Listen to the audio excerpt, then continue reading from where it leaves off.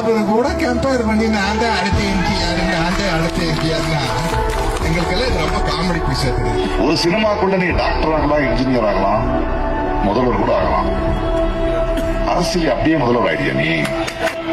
கூட்டமெல்லாம் குடும்பமாகிவிடாது, அது கலைந்து விடும்.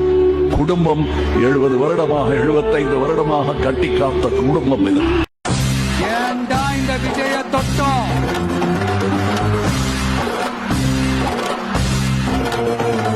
ஏண்டா விஜய் கூட இருக்கிற அந்த மக்களை தொட்டோம்?